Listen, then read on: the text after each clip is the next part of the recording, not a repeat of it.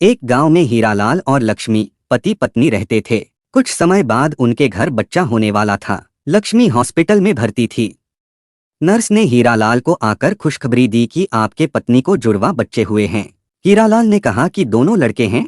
Nurse ने कहा नहीं, एक लड़का एक लड़की। हीरालाल लड़की नहीं चाहता था क्योंकि लड़की की शादी में होने वाले खर्चे से वह डरता था। 2 से 4 दिन के बाद हीरालाल अपनी पत्नी और बच्चों को लेकर अपने घर पर आ गया। वह ज्यादातर लड़के को ही गोद में रखता। लक्ष्मी को यह बात पसंद नहीं थी। एक दिन हीरालाल अपनी पत्नी से बोला कि हम 2 बच्चों का खर्च नहीं उठा सकते, हमारी आर्थिक स्थिति ठीक नहीं है।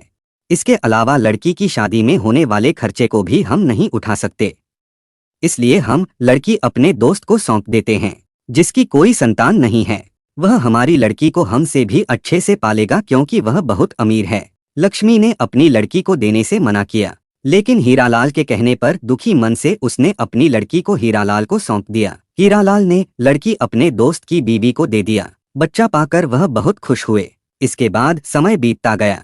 हीरालाल अपने लड़के को अच्छे से पाल रहा था और उसकी हर इच्छा को पूरा करता था। लड़का जब 20 वर्ष का हुआ तो उसने हीरालाल से बाइक दिलाने की जिद की। हीरालाल ने अपनी बीवी के गहने बेचकर उसको बाइक दिला दी और कुछ समय बाद उसने खेत बेचकर अपने लड़के के लिए एक दुकान खुलवा दी, जिससे वह अच्छे पैसे कमाने लगा। फिर कुछ समय बाद उसकी शादी भी करा दी। शादी के बाद हीरालाल के लड़के का व्यवहार बदल गया। वह अपने पिता से बोला, आप मेरे ससुराल वालों को ताना मत मारा करो। रोज रोज वह किसी ना किसी बात पर अपने माँ बाप से झगड़ा करता था। एक दिन उसने हीरालाल और लक्ष्मी दोनों को उन्हीं के घर से निकाल दिया। बहुत समझाने पर भी वह नहीं माना। हीरालाल और उसकी पत्नी चलते चलते एक मंदिर के पास पहुंचे। दोनों को बहुत तेज भूख लगी थी। लक्ष्मी ने हीरालाल से कहा कि चलो मंदिर का प्रसाद खा लेते हैं। वे दोनों प्रसाद ले ही रहे थे कि वहां पर हीरालाल के मित्र की पत्नी आ गई और उसने हीरालाल को पहचान लिया। उसने अपनी उसी बेटी से हीरालाल को मिलवाते हुए बताया कि यह वही है जिसको आपने 25 वर्ष पहले हमें दे दिया था। आज यह एक डॉक्टर है और वृद्धाश्रम भी चलाती है। हीरालाल और लक्ष्मी अपनी बेटी से मिलकर बहुत खुश हुए और अपनी सारी बात अपनी बेटी को बताई, जिसे सुनकर वह बोली कि अब आप दोनों मेरे साथ ही रहेंगे।